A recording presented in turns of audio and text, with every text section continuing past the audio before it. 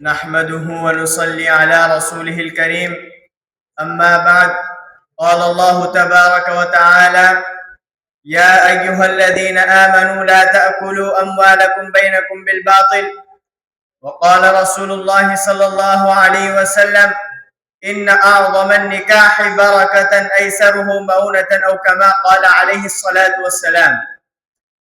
کل آنگن میں ایک لاڈلی جل رہی تھی ابھی جس کے ہاتھوں میں مہندی لگی تھی. خطا اس دلہن کی جو تھی بس یہی تھی کہ اس کے جہیز میں ابھی کچھ کمی تھی. میرے آشیا کا تو غم نہیں جو جل رہا ہے جلا کرے. میرے آشیا کا تو غم نہیں جو جل رہا ہے جلا کرے. مگر ان ہواؤں کو روکیے کہ سوال سارے چمن کا ہے. صدر محترم، معزز علماء کرام اور تعلیمی زندگی کے ہم سفر ساتھیوں، آج کی اس محفل میں میری تقریر کا عنوان ہے جہیز اور مسلم معاشرہ. امید ہے کہ آپ حضرات میری تقریر کو بغور سماعت فرما کر میرا حوصلہ بڑھائیں گے. محترم حضرات، نکاح انسان کی فطری ضرورت ہے.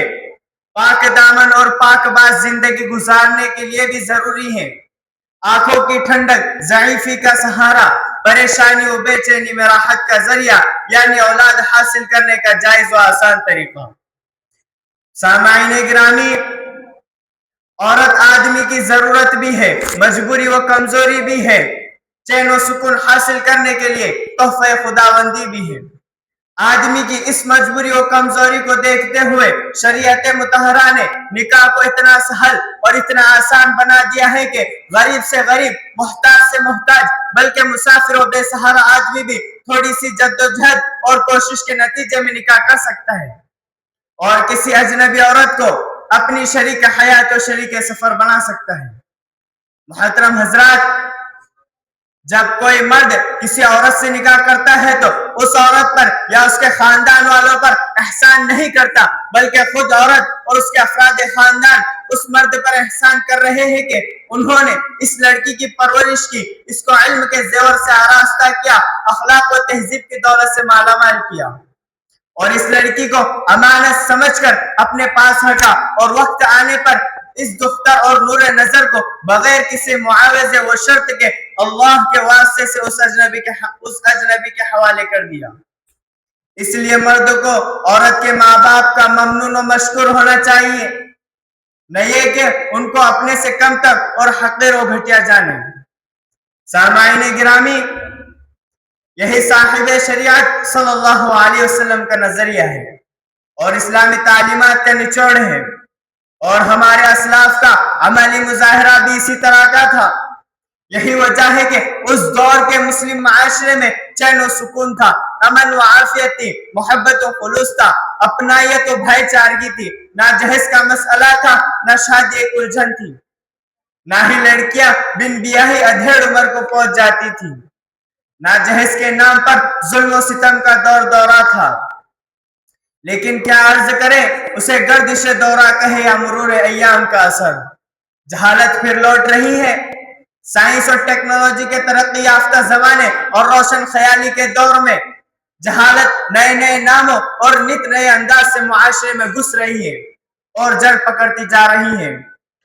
انہی میں سے ایک نکاح کے موقع پر لڑکے والوں کی جانب سے جہیز کا مطالبہ، جوڑے گھوڑے کے نام پر رقم کا مطالبہ، اسباب راحت و سامان عیش کی نہ ختم ہونے والی عجیب و غریب فرمائشیں ہیں.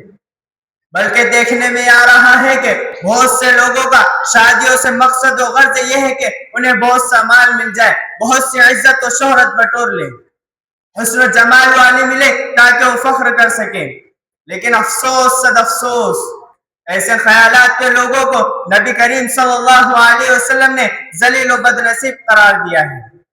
سامعین گرامی، جہیز کا یہ طریقہ جو ابھی رائج ہے، جس طرح لیا اور دیا جاتا ہے، نہ یہ اسلامی طریقہ ہے، نہ اسلام اس کی اجازت دے سکتا ہے، کیونکہ اس کی وجہ سے क्योंकि इसकी वजह से निकाह निकाह नहीं रहा बल्कि तिजारत की मंडी बन गया है। आखिर में मैं उम्मत मुस्लिमा के नौजवानों से यह गुजारिश करता हूँ कि आज से वो अहद करे कि हम निकाह सादगी से करेंगे, किसी यतीम व बेसहारा लड़की का सहारा बन जाएंगे, किसी यतीम व बेसहारा लड़की का सहारा बन जाएंगे। जहेज का मुतालबा, जोड़े घोड़े का मुतालबा ना खुद करेंगे ना अपने माँ बाप को करने देंगे, खुद भी हराम और नापाक माल से बचेंगे और उम्मत मुस्लिमा को भी बचाने की फिक्र और कोशिश करेंगे। दुआ है कि अल्लाह ताला मुसलमानों को शऊर अता फरमाए और फरसुदा रसूम और रिवाज को छोड़कर अल्लाह और उसके प्यारे रसूल के तरीकों पर अमल करने की तौफीक अता फरमाए और नौजवानों को नेक और सालिह बनाए। हर शहर हर गली में है चर्चा जहेज का, हर शहर हर गली में है चर्चा जहेज का, दुनिया में ये रिवाज है अच्छा जहेज का। लड़के का जन्म होते ही कहता है फख्र से, लड़के का जन्म होते ही कहता है फख्र से, 1 लाख का टिकट है ये बच्चा जहेज का। वाखिर दावाना अनिल हम्दुलिल्लाहि रब्बिल आलमीन।